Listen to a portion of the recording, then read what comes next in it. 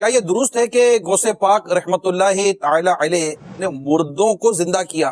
کچھ لوگوں کو یہ وسوسہ آتا ہے کہ مردے زندہ کرنا تو اللہ کے دست قدرت میں ہے، کوئی انسان کیسے مردے زندہ کر سکتا ہے؟ حضرت عیسیٰ علیہ السلام کے تو معجزات قرآن میں لکھے ہیں۔ 2 جگہ پر ہے، سورہ آل عمران میں ہے وَأُحْيِي الْمَوْتَى بِإِذْنِ اللَّهِ، میں اللہ کے حکم سے مردے زندہ کرتا ہوں، اور دوسری مقام پر اللہ پاک فرماتا ہے آپ میرے اذن سے مردوں کو زندہ فرماتے ہیں۔ اب کیا کہو گے؟ عیسیٰ علیہ السلام بھی تو انسان ہے نا۔ اگر غوث پاک کی بات سمجھ میں نہیں آتی تو عیسیٰ علیہ السلام کے بارے میں کیا خیال ہے آپ کا؟ تو یہ جو بھی ہے حضرت عیسیٰ علیہ السلام زندہ کریں یا غوث پاک کسی کو زندہ کریں، یہ سب ہوتا اللہ پاک کی دی ہوئی طاقت سے، اس کی عطا سے، اور دیگر اولیاء کرام زندہ کریں یہ بھی اللہ پاک کی دی ہوئی طاقت سے ہی ہوتا ہے۔ تو موت بھی اللہ کے، ہم بولتے ہیں اللہ کے ہاتھ میں، واقعی اللہ پاک موت دیتا ہے، لیکن اللہ پاک نے اس کے لیے بھی کچھ اسباب رکھے ہیں، جیسے کہ قرآن کریم میں قُلْ يَتَوَفَّاكُمْ مَلَكُ الْمَوْتِ الَّذِي وُكِّلَ بِكُمْ، اے محبوب تم فرما دو کہ ملک الموت تم کو وفات دیں گے جو تم پر مقرر کیے گئے۔ تو یوں ملک الموت وفات دیتے ہیں، روح قبض کرتے ہیں، تو بچہ بچہ جانتا ہے، اس میں کیا حرج ہے؟ مارنا جلانا اللہ پاک ہی کرتا ہے، لیکن اللہ نے اسباب رکھے، تو اسی طرح جلاتا ہے مردے کو، زندہ کرتا ہے، تو حقیقت میں اللہ ہی زندہ کر رہا ہے، اللہ کی عطا سے یہ کر رہے ہیں۔ مگر ہر ولی مردہ زندہ کر سکے یہ ضروری نہیں ہے، جس کو اللہ پاک، اولیاء کرام کی بھی تو کئی اقسام ہیں نا، کئی قسمیں ہیں، ایسے ولی بھی ہوتے ہیں جن کو اپنی ولایت کا پتہ بھی نہیں ہوتا کہ میں ولی ہوں۔ بھائی ایک طرف تو آپ لوگ عیسیٰ علیہ السلام کے حق میں مردے زندہ کرنے کے معجزے کو مانتے ہیں، اور دوسری طرف اگر کوئی شیخ عبد القادر جیلانی رحمۃ اللہ کا مردہ زندہ کرنے والا واقعہ بیان کر دے تو اس کا مذاق بھی اڑاتے ہیں، آخر کیوں؟ اس لیے کہ حضرت عیسیٰ علیہ السلام کی سند تو قرآن میں نازل ہوئی ہے، شیخ عبد القادر جیلانی رحمۃ اللہ علیہ کی سند کہیں نازل نہیں ہوئی ہے، اور یہ جو کہانیاں آپ کو کرواتے ہیں نا کہ اگلے انبیاء کو جتنے معجزات ملے تھے وہ ہمارے نبی علیہ السلام کو کمبائنڈ فارم میں مل گئے، یہ بھی کہانی ہے۔ میں آپ کو بتا دیتا ہوں کئی چیزیں جو نہیں ملی۔ صحیح بخاری اور مسلم میں حدیث ہے قیامت والے دن سب سے پہلے ابراہیم علیہ السلام کو لباس پہنایا جائے گا، سب لوگ ننگے اٹھائے جائیں گے، تو یہ فضیلت ابراہیم علیہ السلام کے پاس ہے۔ بخاری مسلم میں حدیث ہے قیامت والے دن میں سب سے پہلے قبر سے نکالا جاؤں گا، لیکن میں دیکھوں گا کہ موسیٰ علیہ السلام مجھ سے پہلے ہی اللہ کے عرش کا پایا تھامے ہوئے کھڑے ہوں گے۔ مجھے نہیں پتا قیامت کی بے ہوشی ان پہ طاری نہیں ہوئی ہے یا دنیا میں جو اللہ کی تجلی سے وہ بے ہوش ہوئے تھے اس کے بدلے اللہ نے وہ ان کی بے ہوشی ختم کر دی۔ یہ موسیٰ علیہ السلام کی فضیلت ہے۔ اس روئے عرض پہ ایک شخص ہے جس سے اللہ تعالیٰ نے کلام کیا ہے، کون؟ موسیٰ علیہ السلام۔ یہ فضیلت اور کسی کو حاصل نہیں ہے، ہمارے نبی علیہ السلام سے کیا ہے لیکن آسمانوں پہ۔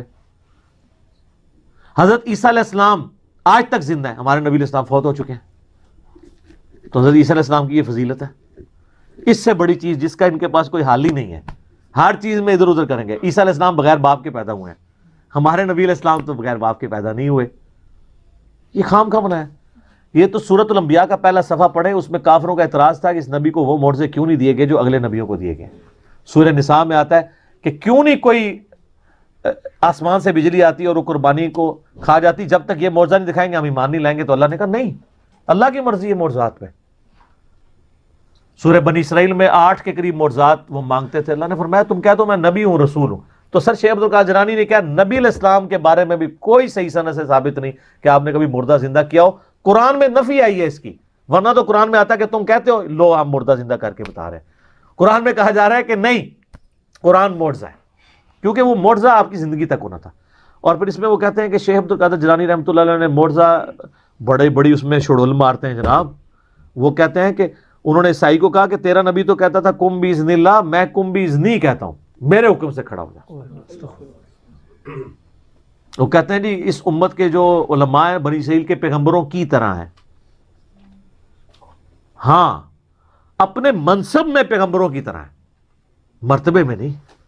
کیوں؟ یہ پوری امت دائی ہے۔ کنتم خیر امت اخرجت للناس تأمرون بالمعروف وتنہون عن المنکر۔ ختم نبوت کے وجہ سے اللہ تعالیٰ نے اس امت کو نبیوں والا کام دیا ہے۔ یہ نہیں ہے کہ نبیوں والا وہ مرتبہ کلیم کرنا شروع کر دے، جس طرح اگلے زمانوں میں انبیاء اللہ کی توحید کا پیغام پہنچاتے تھے، آن دا بہاف آف پروفٹ ہمارے محبوب صلی اللہ علیہ وآلہ وسلم کی مبارک ختم نبوت کی برکت سے امت کا کام ہے کہ وہ لوگوں تک بات پہنچائے۔ اس اعتبار سے تو بنی اسرائیل کے انبیاء کی طرح ہے، یعنی منصب وہ ہے، مقام وہ نہیں ہے۔ یہ اسی طریقے سے ہے جس طرح نبی علیہ السلام بھی بشر ہیں اور ہم بھی بشر ہیں، سپیشیز ایک ہے نا، مرتبہ تو ایک نہیں ہے۔ نبی علیہ السلام تو پیچھے بھی دیکھ لیتے تھے، بخاری مسلم میں آتا ہے اور بخاری مسلم میں آتا ہے نبی علیہ السلام نے ہاتھ بلند کیا تو آپ نے فرمایا میں نے ارادہ کیا نماز میں جنت سے انگوروں کا گوشہ توڑ لوں. اور بخاری مسلم میں آتا ہے نبی علیہ السلام سوتے تھے وضو کر کے, اس کے بعد خراٹوں کی آواز بھی امہات المومنین سنتی تھی اور پھر اسی طریقے سے نماز پڑھاتے تھے. تو پوچھا تو آپ نے فرمایا کہ میرا صرف جو ہے وہ آنکھیں سوتی ہیں, جسم سوتا ہے, دل تو جاگتا رہتا ہے. یہ پروٹوکول تو کسی کا نہیں ہے. تو یہ ذہن میں رکھیں, یہ کہتے ہیں نا کہ بھی وہ ساری چیزیں حاصل ہو جائیں گی, اس طریقے سے حاصل نہیں ہوگی. شیخ عبد القادر جیلانی کے لیے کوئی سند نازل نہیں ہوئی, بالکل ان کی طرف جھوٹ منسوب کیا. اور اگر آپ کو شیخ عبد القادر جیلانی سے اتنی عقیدت ہے تو میرا ایک معصومانہ سوال ہے کہ شیخ عبد القادر جیلانی نے نماز کا طریقہ کون سا لکھا ہوا ہے؟ ہاں, مرنے سے پہلے اے مسلمان کر لے اس پہ غور, کتابوں کا خدا اور ہے, بابوں کا خدا اور. تو غنیت الطالبین پڑھے نا, اب تو کہتے ہیں جی وہ کتاب ہی نہیں ہونا دی. کتاب ختم تو بندہ بھی ختم, پھر کتاب ہی نہیں رہی تو بندہ بھی ختم ہو گیا. تو کتاب ہے, اس پہ میرا کلپ ہے 11ویں والے پیر کی نماز میں نے بتایا کہ صرف ایک آدھ بندہ ہے جس نے انکار کیا, باقی اکثریت محدثین کی, اہل علم کی, یہ ان کی کتاب مانتی ہے. اور ان کی نماز کا طریقہ وہی ہے جو بخاری مسلم میں لکھا ہوا ہے. وہ یہ ان کے نام پہ 11ویں کھا سکتے ہیں, ان کو فالو نہیں کر سکتے. بالکل اس طریقے سے جس طرح امت نبی علیہ السلام کے نام پہ جشن کر سکتی ہے, آپ علیہ السلام کی تعلیمات کو فالو نہیں کر سکتے. مشکل کام ہے نا. غلامی رسول میں موت بھی قبول ہے, داڑھی بیوی منع کرتی ہے, ماں دودھ نہیں بخشتی, نہیں, ختم, ٹھوس. ہاں بینک توڑوا لے, سڑکوں پہ ٹائر جلوا لے, لیکن پریکٹیکلی دین پہ چلنا یہ بہت مشکل ہے. فجر کی نماز کے لیے اٹھنا مشکل ہے, یہ قبول نہیں ہے. ٹھیک ہو گیا. ٹھیک ہے.